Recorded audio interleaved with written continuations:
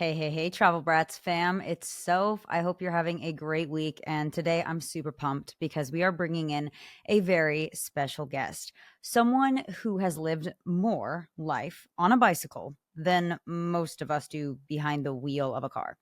He's a San Diego based visual artist, circus entertainer, founder of Cirque Quirk, a father, and the author of the book, The Circle of Kindness.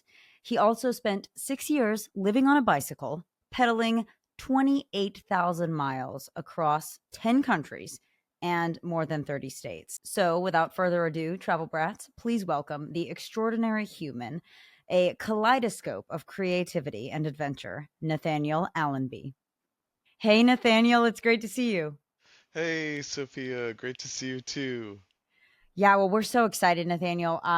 First, I want to just talk a little bit about your origin story and how does a person like you end up living on a bike? Well, I grew up on a small family farm in rural Oregon with chickens, pigs, cows, dogs, cats, and I definitely was a bit sheltered and struggled with at-home family dynamics, was a recipient of a lot of abuse and trauma from my older brother, and didn't receive a lot of protection from my parents. And this really set me down a life path of introspection, trying to understand the world, getting Mm, overfixated with justice. And that inspired me to want to become the president of the United States. that's great. And I ended up in a really prestigious liberal arts college program for politics. And the Mm, more I learned about that, the more I gained a belief that it was a really vile, seditious, and corrupt system that I really struggled to want to go into. So I got really depressed, had no idea what I wanted to do with my life, and started really dropping out of society. Got pretty counterculture and started doing a lot of research into, call it deviance. And that was the last ever college class I took. From there, I ended up becoming a professional gamer, won an international tournament for World of Warcraft, got really depressed, was not living for myself, really only living for this game. And my best friend saw that mm, and took me out into nature on a hike. And by the end of the journey, had offered me a one-way ticket to Europe, a mm. bicycle when we got there, as long as I would travel around with him wherever he wanted to go. He It's a had good read a deal. book. Yeah, it was a great deal. He had read a book called Off the Map about these two women who did a similar sort of traveling, but with hitchhiking and backpacking. And he basically followed their model, reached out to intentional communities, permaculture farms, and volunteer opportunities. And the next spring we left. And Wow. when we got there, yeah, he was like, okay, now I'm broke. We've spent all the money I had, bought bikes, bought a cart. And so we started living this really, call it professional vagabond lifestyle. Yeah. Now, did you have any cycling experience at all, or was this fully kind of learn as you go? When I was a kid, I got a bike at 8, and I was like the local Forrest Gump. If I was Oh, going anywhere, I was running. oh, that's awesome. That's I awesome. never learned really how to ride a bike. And so the trip was wild because I didn't have any bike experience. The first day where we had a longer day of cycling, 35 miles, it was agonizing. My muscles were beyond fatigued. But within 2 months, we got to the point where we were riding 100 miles a day and we're doing multiple days in a row, Wow. sleeping on the ground without sleeping pads. Wow. Now, your journey, it really sounds like a mix between, gosh, I don't know, Into the Wild and Eat, Pray, Love. Yeah. What were you hoping to find or escape from? And when did you start pedaling? I wish I had gone into this journey with more intention, and truly I did not. I had no idea what I was doing. I was certainly trying to escape the path that I was on, Mm, because I was also gaining weight and losing my eyesight and having bad skin problems from poor diet and hygiene decisions. And I was really just willing to follow this friend. He truly changed my life, was the catalyst for my ability to have quality male relationships. Because Mm, up until that point, I didn't trust men because my two primary relationships failed me.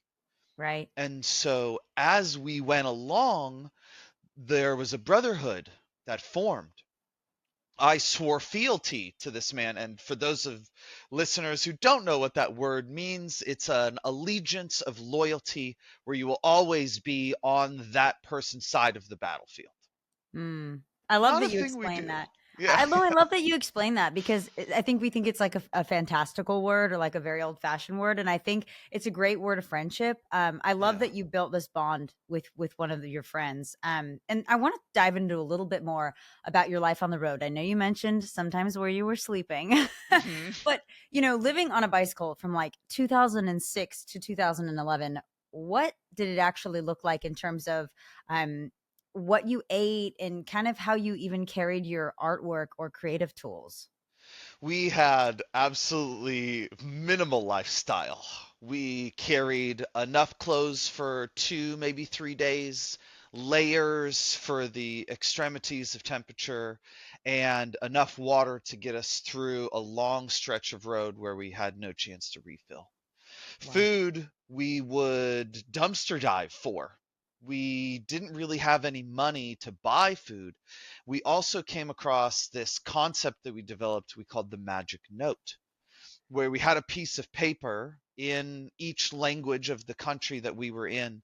And it basically said, "Hi, we're traveling without money on bicycles. Are you willing to donate any food to our cause?" And Uh-huh. people would consistently give in really Wow. beautiful ways. We That's carried great. a sleeping bag, bike tools, one book, and we would do what we called ninja camping, which was basically figure it out at the end of the night. When we Yeah. cycled across Germany, we didn't even have maps, let alone a bike pump yet. And Wow. so when we got to a road where we didn't know which way to go, we would play rock, paper, scissors with the rule of whoever won chose which way to go, and the loser didn't complain. And it was, There yeah, is go ahead. something really neat about how you guys just kind of went for it. And you lived, I think it helped you live day by day, Hmm. and kind of be more in the moment. I think for us, especially in our culture in the US, we're so like our lives are so planned out. And if Hmm. everything doesn't go perfectly, or if you don't have months planned ahead of time, or some people have years and years, I think you can get really wrapped up in the future and not really live in the moment. So I kind of Yeah. loved that you guys were like, let's do this. Let's take a long trip, for us, and grow together and kind of experience the world in a really, again, a really chaotic way. But I'm sure you made a lot of neat relationships. You again, I know that you told me that people were so kind, and that was a big surprise to you. And so I just think that's a really cool way to experience the world, and really get connected with culture versus you go to a fancy hotel, it's for a weekend or a week, and you just kind of go to that resort, you're locked away, you don't really experience the culture, and also everything is just so planned. Now, I want to know, you experienced a ton of wild encounters, obviously, from this trip. Hmm. Do you have any more that you really thought in the moment, like, this is just totally insane? Like, I would have never known I could experience this, or just things that really threw you off guard? Yeah, there were quite a few things that threw me off guard. But I wanted to touch on this piece of wisdom that I wrote about in my book, The Cycle of Kindness, that it's if we can hold this presence akin to being a elderly person on their deathbed, witnessing everything for the last time and cherishing it, while simultaneously having the eyes of a newborn with this awe and wonder for everything around us. That's the mindset we got into, and it made every moment stretch out in this really beautiful way. And so when things happened, like jumping off of bridges into water we can't see into for the fun of it, I ended up jumping off an 87-foot cliff in Indiana. It was incredible, but we really lived in ways that experiences found us, and we chose in the moment to engage with them.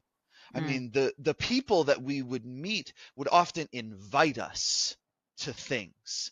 And we gained this phrase that we absolutely love telling people. And it wasn't yes, or even like hell yes, or like, oh my God, that would be amazing. It's I couldn't say no.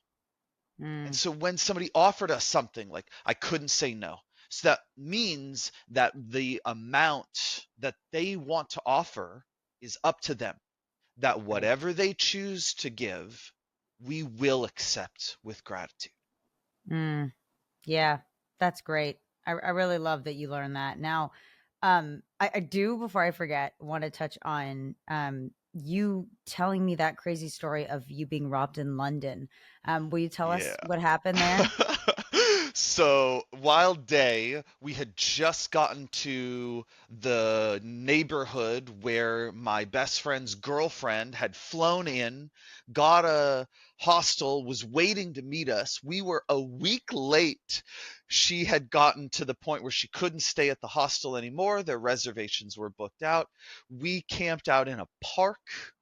She actually found us while like sitting on a bench. My friend walked by. Total magnificent synchronicity, serendipity. He went off to a library to let people know that we were safe. We had met up with her, and he accidentally left the key to the lock with us. Oh, So when he left the library, he couldn't bring the bike with him by pedaling. So he picked it up and walked with it locked, and then was oh stopped man. by a policeman asking, Oh, "Can you prove you own that bike?" oh And he no. couldn't until he came and got the key. Meanwhile, we had met these like street kids, call them hoodlums or ruffians. There's a soccer gang mentality within the United Kingdom, Hmm. where there's these groups of people who are really diehard fans for a specific club.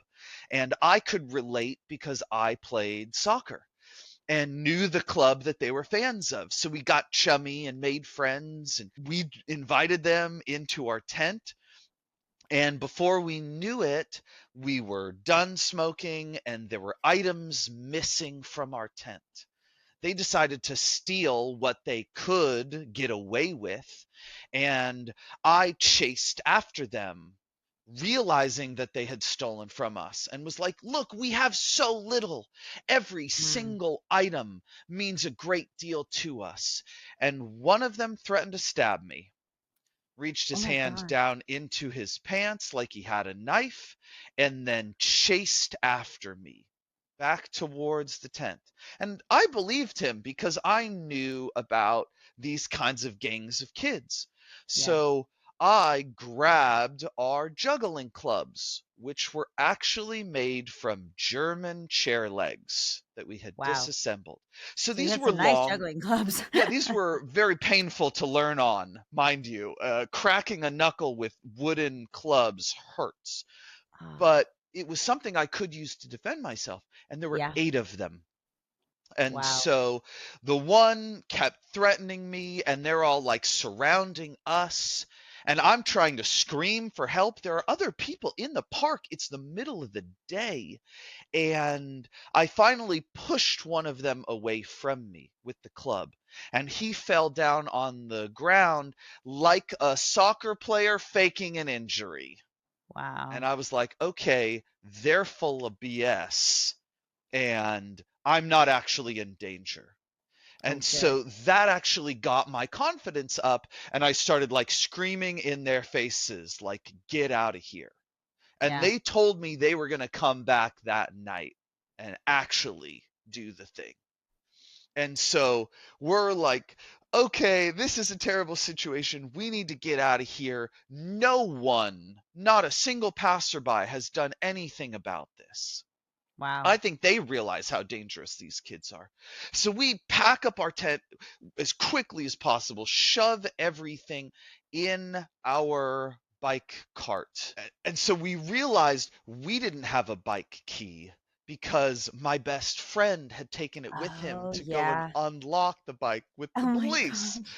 So Oh, we're no. then walking a bike cart with two bikes locked to it out of the park, meanwhile scanning the horizon, making sure these kids aren't watching us and where we're going. And this couple who had helped my best friend's girlfriend took us all in for the night hearing this story. And my best friend got back and he's like, "Where are they? Let me at them." And I'm so glad he wasn't there because he probably would have fought them. We Right. probably would have all ended up in jail. And Yeah. if there are other people who are in your audience who are like, "Oh, I don't want to go to this place because this person had this experience," we can have terrible and wonderful experiences in any location. I love that you said that because I think there's a stigma around solo traveling that it shouldn't be done, especially by women, and that it's very dangerous. But I think that, again, anything can happen to you anywhere. And Hmm. like you said, I think that if you're smart about it, there's not a guarantee that nothing's ever going to happen to you that's dangerous when you're traveling, Right. solo or not solo. But I think that not living because you're kind of afraid that, oh, any plane I could get on could crash, or anybody walking past the street from me could stab me or rob me, or you can't live life like that. Agreed. And yeah, and I think there are ways to be smart about traveling, especially Hmm. solo traveling. But you traveling's wonderful, and most of the time you can do it very safely. And have these great experiences like you did. And again, you were literally in a tent outside. And if that's the only thing that happened to you on your extremely long journey, I mean, it's pretty, the odds are pretty in our favor of being safe while we're traveling. 100%. So yeah, so I think that's a really good point for people who are like, I'm very scared to travel, very scared to travel alone. Yeah. Now I want to talk a little bit about more about the off the grid living and like the Sure. international communities, because you've spent time in these international communities and off the grid groups. What really draws you to that way of living, and what's something people totally misunderstand about that kind of living? I think the most common misperception is that they're all these hippie communes, Mm, if you will. yeah, And a lot of them are places where you find artists, authors, call them free radicals or dissenters, people that want to live outside of the status quo mm, or operate on the margins of society. But that doesn't necessarily make them, call them granola hippies or right. grungy people. They just disagree with this rat race. Mm, And what's really beautiful about it is when you pool resources together, the division of labor becomes significantly easier. Right now, I live at home with my family of wife and two kids. I'm cooking every meal that my wife isn't, right? It's right, one of us or the other. right, But when you're in a community of 40 people and there's cooked 7 meals, over the week, 2 meals a day, 14 meals a week, all of a sudden you're cooking once every 3 weeks, right. cleaning up after a meal once every 3 weeks, and having meals provided for you twice a day every other time. Yeah. It's incredible the skill sharing that takes place at these places. Mm, The libraries, not just of books, but of resources. mm, Imagine having a tool library where I don't need to own a shovel and my neighbor owns a shovel and the next neighbor owns a shovel. So we just have a couple shovels for mhm, everybody. And when mhm, one breaks, you buy a new one. You don't right. need to own all these individual things. So the cost of living significantly decreases. That's really, really neat, the community aspect of it.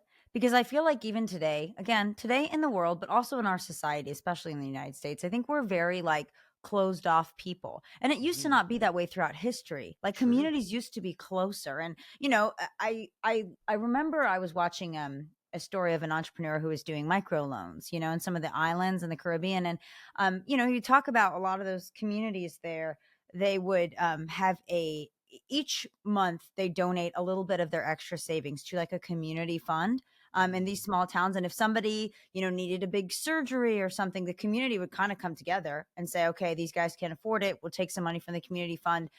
So I think that like the love and the like sacrifice in that community aspect is really special. Where I think in today's culture we're taught to be so self-centered. And I think kind of a cool thing about off the grid living, international community or intentional communities is really like help your community and love on your friends. mhm. So yeah, no, I think that's neat. Now, if someone who's listening or one of our travel brats wanted to start a version of off grid living for themselves, where in the world would they start? Yeah, that's a great question. There are a lot of resources out there online. There is a Crime Think Publications, comes from I forget the name of the book now. I can't think of it. Funny. Big Brother. Anyway, there's a lot of resources out there in Facebook groups as well as other podcasts. There are some in communities like IC, which stands for Intentional Community.org. There's also warmshowers.org for bicycle travelers. I've got a bunch of this stuff linked on my link tree. So if you go to my website, thecycleofkindness.com, there's links to all of this kind of stuff through my link tree. There is a really great set of resources through Couchsurfing. Even though the community has changed to a for profit network, it's still a really great resource for living off the grid. Costs, I think, $25 a year, although the Wow. community is not what it once was.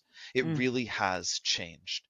There's also hospitalityclub.org, which I think is just that spelled out as a website, which is about a 2 million community member strong.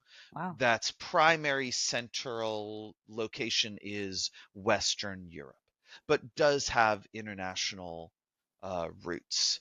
There's also quite a bit on Reddit where people are connecting in this way. And like you said, it's true that we do live in this individualized culture. And fortunately, the internet is bridging that community gap that people are often experiencing in urban or suburban areas. Because we used to live in communities of less than 150 people. Right. Research has shown that's about how many people we can really remember. Mm-hmm. And so when we've got these massive communities, I mean, even the school that my daughter goes to is 1,500 people. And so you can't remember everyone. You can't have these deep, emotionally connected relationships with everyone. And Right. so there are ways other than just my book or Off the Map or other off the grid style books that you can find through Crime Think publications. There's a lot of people out there that are doing things. It's now called bike packing.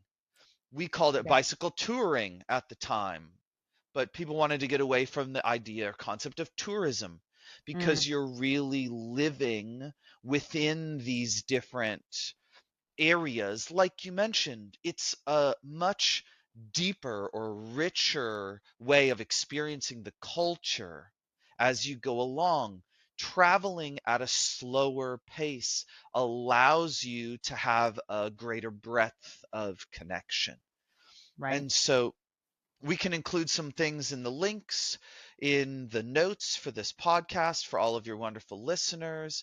And I really want to encourage everybody who is listening, get out there, try something different. Growth happens outside of your comfort zone. There's so many incredible, different, and unique ways to travel that are really worth pursuing. Definitely. I love this. I had a lot of friends who, not the bike packing, but they really enjoyed backpacking, Mhm. especially through Europe because, the closeness of the countries and the cultures, and it's easy to ride trains. And so they really just loved it. And it was something I'm an overpacker. And this leads Mm. into my next question for you. So I could never physically do it. I hope one day to probably be able to.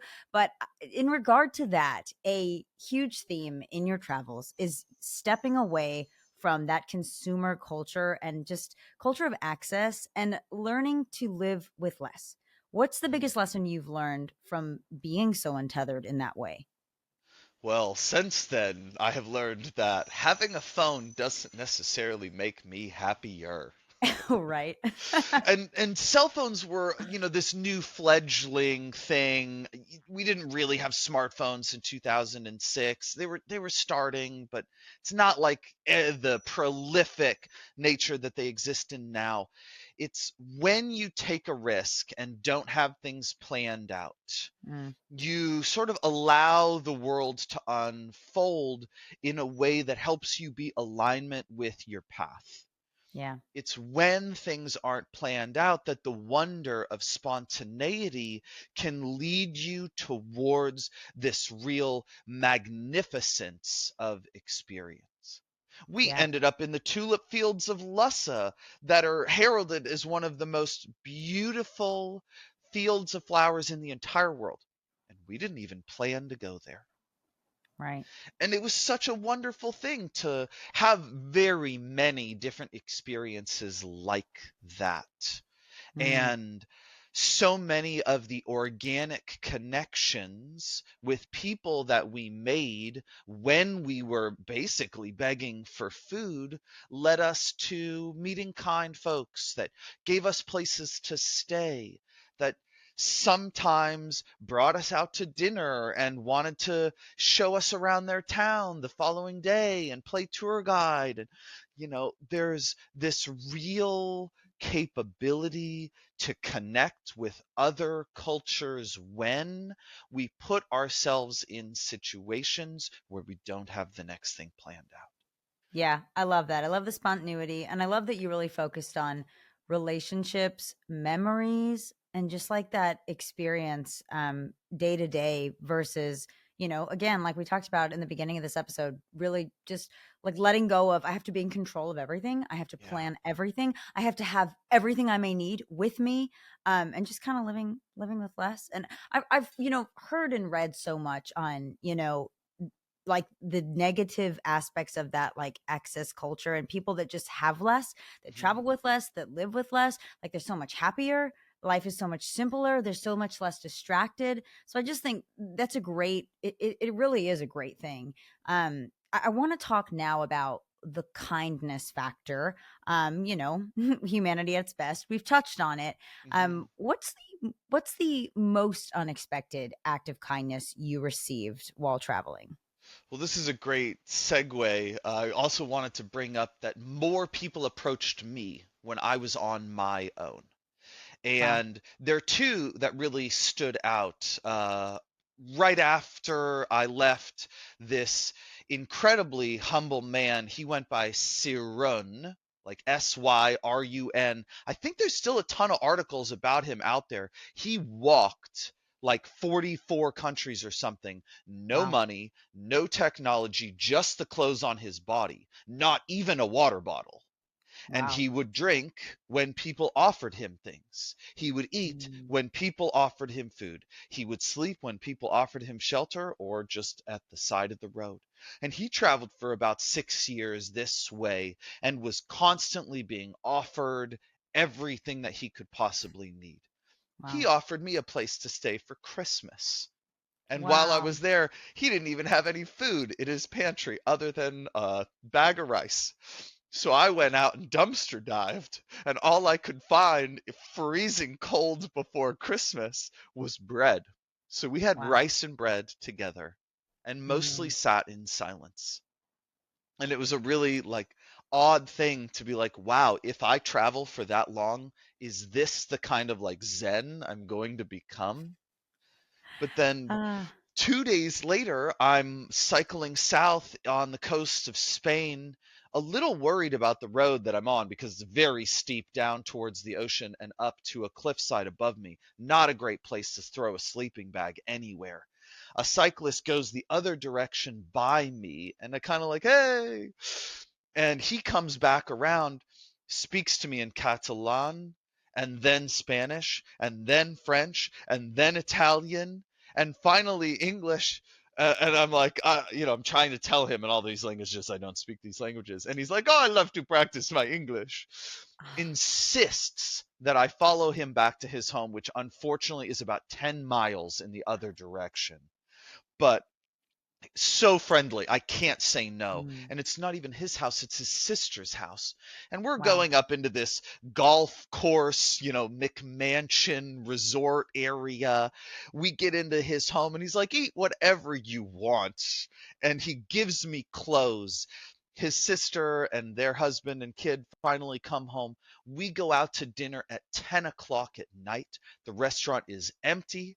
It fills up by midnight when the time we leave, but the people who open the door for us are wearing tuxedos.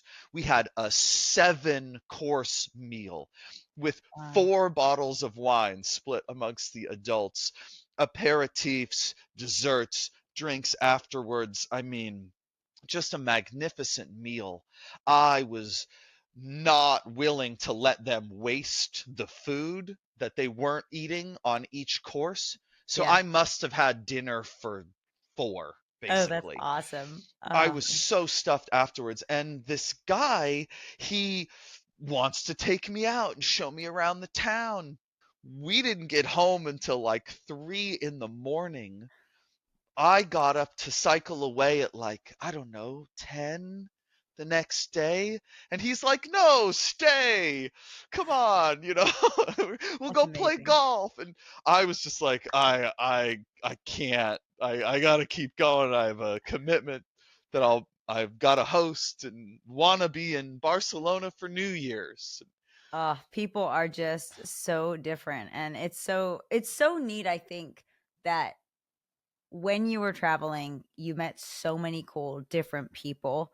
Um, Yeah. and and like I'm sure it surprised you how open they were and giving. I think some people grow up like that and some people don't. It is a culture shock for me when I meet people that aren't super inviting because that's the way I grew up. I have um American parents but also Latin parents. Like Mhm. they're American Latino, and so it's like I think that culture is very like, mi casa es su casa. Like come to my Mhm. house and let me feed you, and no, you don't help clean up, you relax, you're a guest, like Yeah. you're a guest in our home. And so it seems like that guy was Spanish. It seems like he was very, he is very typical of the Spanish culture. He was So actually Italian oh well, visiting, the but Italians are yeah, similar too, yeah. yeah, that like honorary guest Yeah. mentality was such a lovely thing to experience so fully. Yeah, it's funny, we actually recently went to Italy, and in those little, it's so cool, their culture too is very Yeah. similar. In those little, eateries, you have Nona over there, everyone that she'll have 2 or 3 waiters serving, you, but then she'll come every once in a while with a little snack or like a special dessert. She'll just put meatballs on our table, or she would just come and put an extra dessert, and we'd be like, "Oh, grazie," like, and she'd be like, "Uh-huh, yeah," and, like, just walk back into the kitchen, like, she just came and, like, would, like, give people eating at random tables extra treats. I think those Oh, are such special experiences. Now, yeah. we talked a bit about how you traveled on almost no money and how it actually opened more doors than it closed doors as well. So I Mhm. also think that's really cool. I think that's something very surprising. And I want to transition a little bit now into talking about you and how you're a creative at heart. So, art, creativity, and in your circus life, with your work in visual art, you feature geometric designs, symbols, and incredible nature photography in your work. How did your travel shape your artistic style? So my traveling certainly shaped my photography, but the artistic style got shaped by the simple thought of I suck at art and wanting to change that. And I specifically mean like drawing or painting.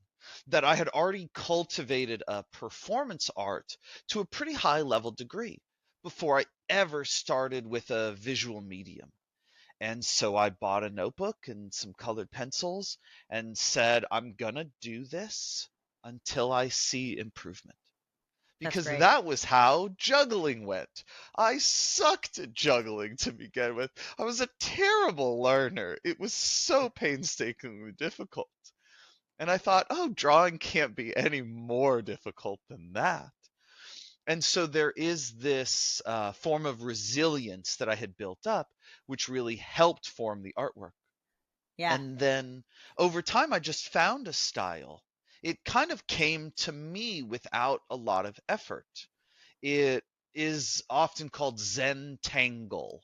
There's a whole book about it out there. It's really meditative. You subdivide a page into parts and spaces, and then subdivide those and subdivide those and put little things in this part and that part. And it becomes this very geometric thing. Admittedly, I was a total math kid. Maybe that had something to do with it. But as a child, I didn't feel very confident about my artwork. I didn't pursue art classes. I was much more into playing in the mud and being out in nature. And so I feel really blessed now that I look at some of my pieces of artwork and really admire it. Mm, And they're not perfectly symmetrical, which is often my goal. And I've wanted to go into digital art, but haven't yet, partially due to time limitations, but because there's something more magical about something created by hand. yeah. And as we're seeing AI really create all this content, it feels very important that we differentiate the content that AI is creating from human created art. Mm, yeah. And when I was traveling, I would often be juggling at places to practice, trying to busk and make money. That helped people approach me more, which led to more incredible experiences. Doing some sort of creative endeavor out in public leads to a sort of vulnerability Hmm. that allows people to want to approach. Also, traveling alone, I had way more people approach me than if Right. I was traveling with someone else. Yeah. Yeah, because I think it's that sense in us. I find this a lot when I see like somebody eating alone at a restaurant. I kind of want to go sit down, with them and be like, "Hey, Yeah, how are you? What's your story? Like, where are you? Are you on a business trip, or do you just like eating out alone, or like where are you from? Because taking I me just out on a date. yeah, there is something like humans. I think they crave connection. So when we Mhm. see someone alone, we're like, "Hey, what are you doing? Yeah, Want to come hang out?" it's like a magnetic draw. Yeah, it really is, and I love that you talked about the juggling, the art, sticking with it, and learning Mhm. really like the craft of something, because I think a lot of times we think, like you said, we're not good at that, but have we really ever tried and like committed to really learning how to do something? Because I bet if we did and we put the effort and we had the confidence in it, we could actually become pretty good at a lot of things we think, oh, I'll never be good at that. Yeah. So I really love that. Now, you founded Cirque Quirk, an educational circus entertainment company. How did you make that transition into Cirque Quirk? After continuing living on the bike for 6 years, pedaling, getting better at juggling, traveling with other jugglers, meeting juggling groups along the way, I ended up landing in San Jose del Cabo, Mexico, and had gotten pretty good at that point. Met local circus community who performed at the hotels and all inclusives, and ended up living with another juggler, and No we way. started training 2 to 4 hours every day, really up leveled quickly, got really great at pass juggling together. And after a while, performed a show at an art studio that was really wonderful.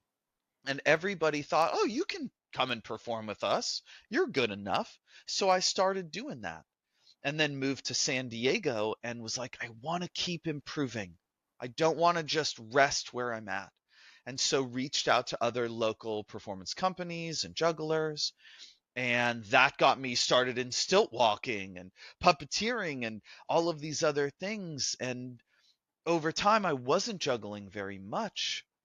And I wasn't giving the kind of inspiration that I wanted because the performances that I were doing were silent characters. And Right. while they were beautiful and moving, I wanted to deliver a message. I felt like I Mm, had a voice that was being stifled and suppressed, and that was not me. And hmm. so that really helped me found my own company, drove me to create excellence within it. And fortunately, CirqueWork is the highest rated company here in San Diego today. Oh, that's Admittedly, awesome.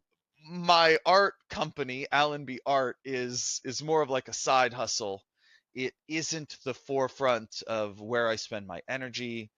I could really use some help marketing. It's not something I'm good at. But I did create about 11 art pieces that I'm very proud of.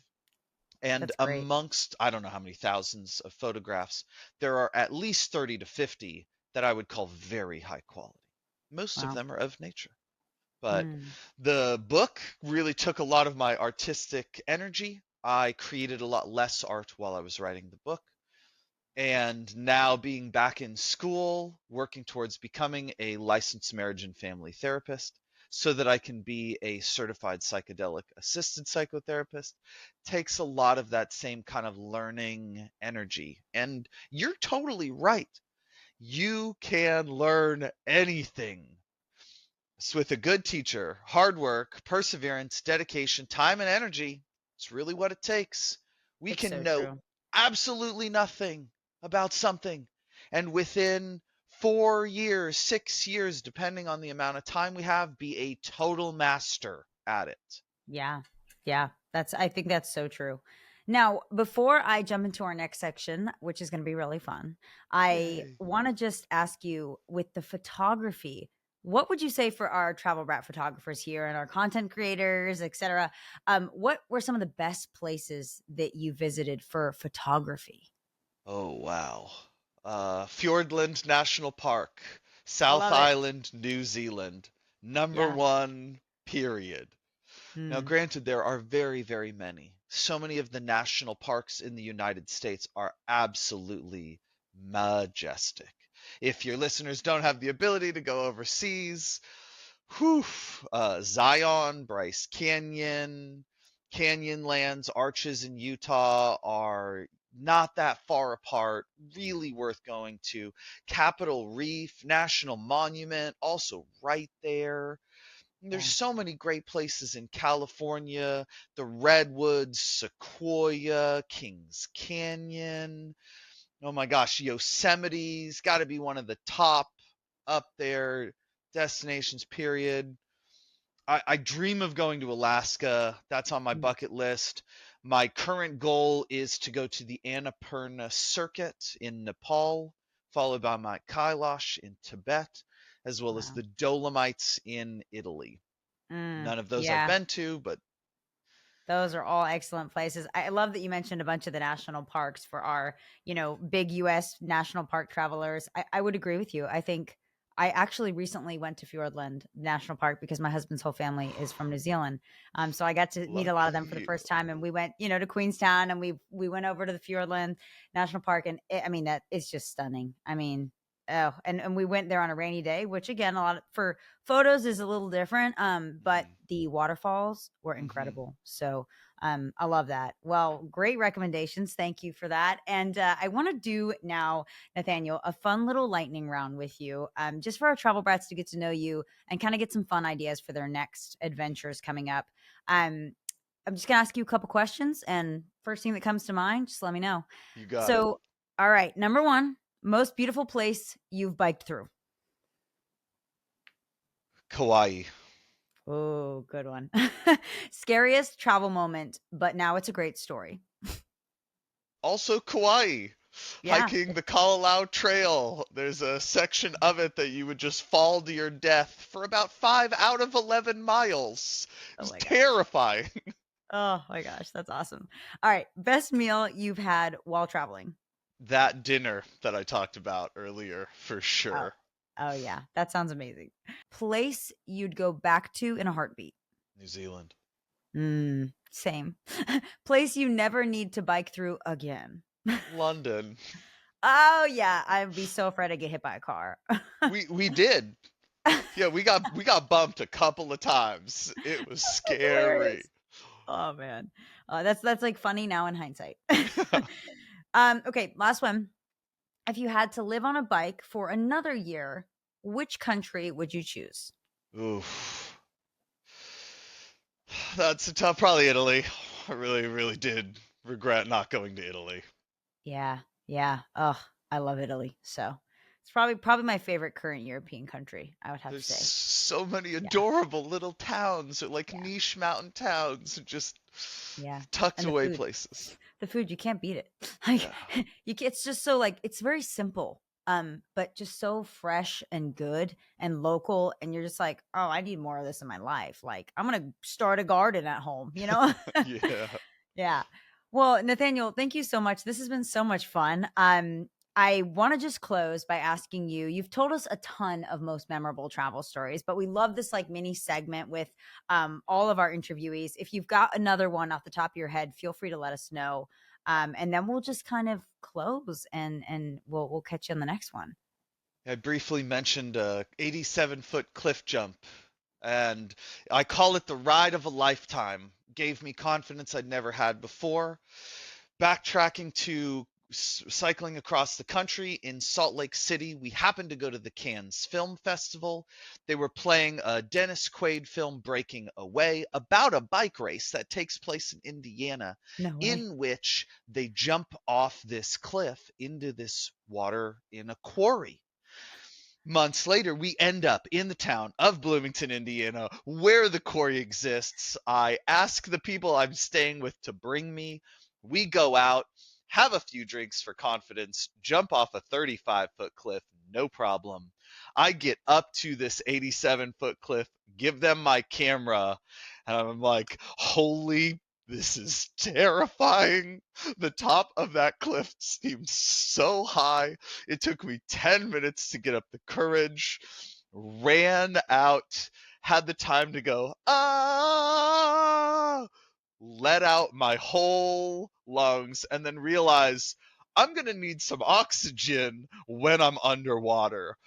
Big, deep inhale, pencil dive, point the feet. I was wearing shoes so as not to damage my feet, but I Uh-huh. was just not perfectly in alignment, and I got a big derriere, if you will. And Ooh. so my underside of my behind clapped the water a little bit, and I was saddle sore for days. But Oh man.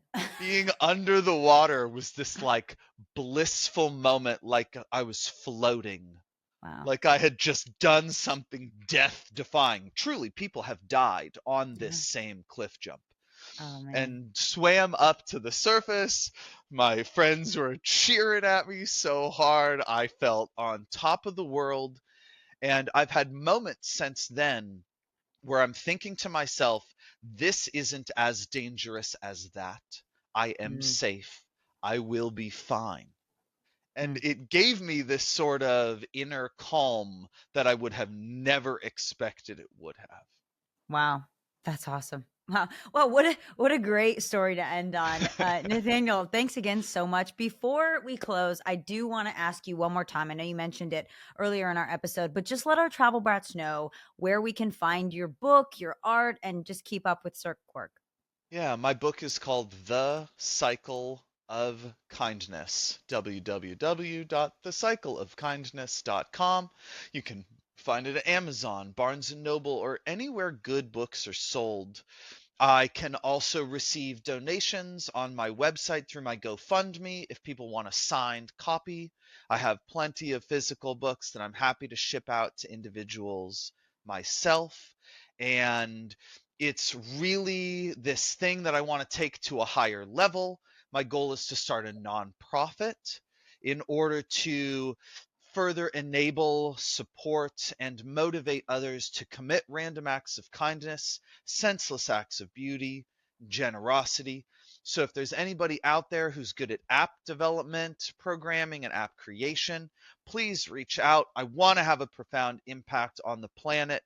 Help, let's team up, form a community to do so. My circus is called Cirque Quirk. Cirque like Cirque du Soleil, quirk like we're all a little quirky. Let's own and honor that.